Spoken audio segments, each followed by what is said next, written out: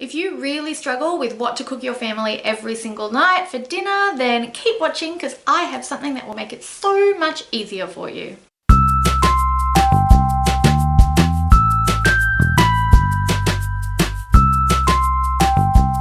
Hello everybody, welcome to this week's video. I'm Marissa Roberts from beautifullyorganised.com, where I share tips and tools for busy mothers. This week I want to talk to you a little bit about meal planning. Most of us have a love-hate relationship with dinner. Well, I personally do. I love food, but I hate getting it ready these days. Life is very different when it comes to making dinner these days. I remember before I had kids, cooking was just such a beautiful, enjoyable part of my day. I could potter about in the kitchen, try new recipes, sit down to a delicious dinner that took maybe an hour and a half, 2 hours to cook, but was just, you know, people were full of compliments when they ate it. Yeah, those times don't exist anymore. I'm more likely to get, "Mom, I don't like this dinner. I don't want to eat carrots. I'm hungry. It's taking too long. I want to help you get dinner ready. I hate touching this with my hands. Why are you making me help you?" There's so many things that can go wrong with dinner preparation these days that it really has become more of a chore than an enjoyable task that I like to do. So if you're somebody that has those struggles too at your house, don't worry, you are not alone. Good news is there are a couple of little things that you can do that make a big difference on how smooth and easy your meal preparation goes. I'm going to share with you today what I do in my house to make things easier around meal times.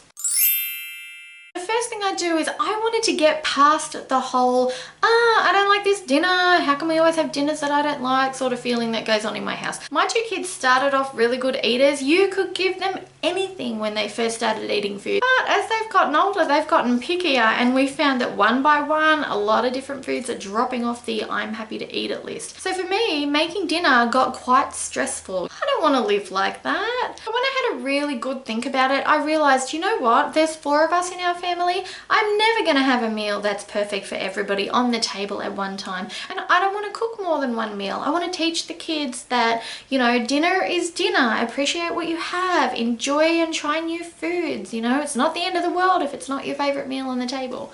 But I do want to give them a little bit of balance there and sometimes let them have the meal that they like the most.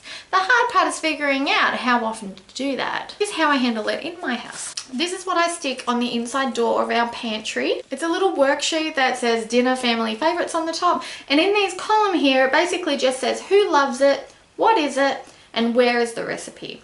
Okay, and then one day what I did is I sat down with the family and I said, okay guys, can you please tell me your top 3 favorite dinners? And they basically just told me what they like the best, and I wrote it down on here. So I've got mine, mum and mum. I've got 3 for dad, 3 for Sophie, and 3 for Georgia. As you can see, I was not very organized in how I wrote the names on here, but that doesn't matter. Their favorites are on here, and where I can find the recipe is here as well, which is really, really handy because it means I'm not spending half an hour trying to find where the recipe is. Or if I'm out and it's Ben cooking, actually, to tell you the truth, he does most of the cooking in our house. He's just better at it than I am.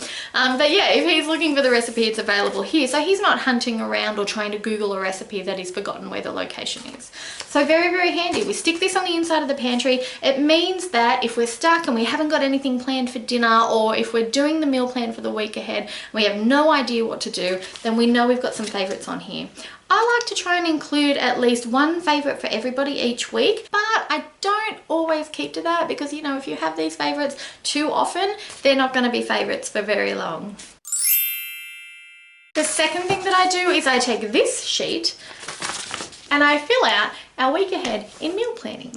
Now, I know you've heard of meal planning before, and there are so many good resources out there already, especially on Pinterest, on blogs. I remember when I first started meal planning, I was so inspired by Nicole Avery from planningwithkids.com. I'm going to leave a link to her at the bottom of this video if you want to go and check out her website. She has meal planning down to a T, and it was Nick that I learned everything from.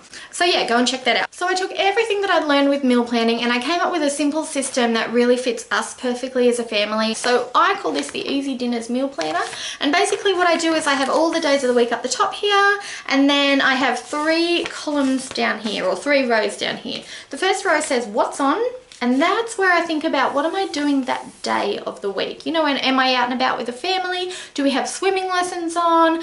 Is it just that we're going to be home all day? You know, what is actually going on with our family that week in terms of what are we doing? Underneath here I have meal style, and what I want to do there is say whether or not there's a particular theme that we're going with, or the type of cooking that I want to do, and that's going to really come from what we're doing that day. So you see how those two relate to each other? One of my examples here is we have family dinner at our house on Wednesday, where all my extended family gets together and eats together. And so what I need is something that's going to feed 8 people. And for me, pasta bake is the option to go with here, because I can cook that in large amounts. It's something that I can do a basic prep of, and then it's in the oven while I'm getting the kids, you know, showered and PJs on after school, so that by the time their cousins come over for dinner, they are all ready to eat and play and then go straight to bed at the end of it. So yeah, that's kind of the reasoning behind having all of these columns. The row down the bottom is exactly what meal am I looking for. So that's where I'm actually going to put what we're going to cook that day. I just find having those 3 specific things to think of when I'm doing the meal plan makes it a whole lot easier to decide what I'm going to cook and to actually get it ready on the day. It's just nice to know that I'm not going to have a busy day this week where I'm out and about and rushing around, and then I come home and find out that the meal I'd thought of was, you know, is going to take 2 hours to get ready. If I think about that ahead of time before we actually do the grocery shop, life is just so much easier. The last thing I want to let you guys know about is something that's been working quite well for us the last few weeks in our home. For those of you who are wondering, what do I do when my kids are sitting at the table and going, I don't want to eat this dinner, this is terrible?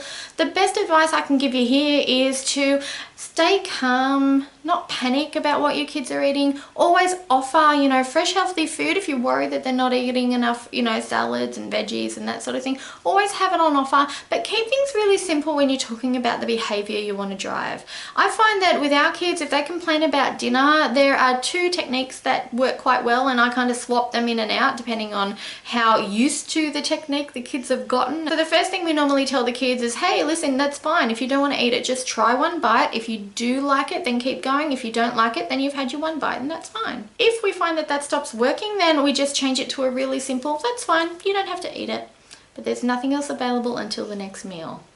We keep it really simple like that because we don't want to have a lot of drama at dinner time. I like the idea of everybody getting around the table and, you know, being able to talk about their day, enjoy their food, you know, make it a pleasant, happy experience. So that's why we keep those ideas really simple at that point. That's it from me today. I hope that you've liked this video and it's given you some good ideas to try in your home. Please give it a thumbs up if it has given you some value, so that I know that I'm on the right track. And if you have any meal planning, meal preparation, or getting your kids to eat their dinner tips that you'd like to share with the Beautifully Organised community, then make sure you comment below and let us know what they are. I'm sure everybody would love to hear about it. Don't forget to subscribe if you haven't already. You can hit that little red subscribe button on YouTube, or you can click the link underneath this video and go over to beautifully-organised.com and sign up for regular updates via email. I send a newsletter out once every week or 2 with the latest tips and tricks and ways to make things easier in life. And just between you and me, if you like the look of these worksheets and you want to have a copy of your own,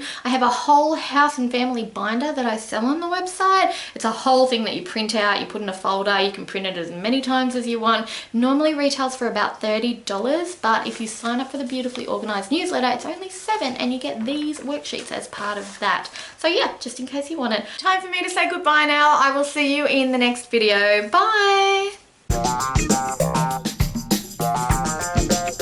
Oh, I got very serious there for a second. Dinner, family, they fell over. Don't say that. People will think you're crazy. I use this sheet in my house. That sounded like a swear word. That went well. That went very smoothly.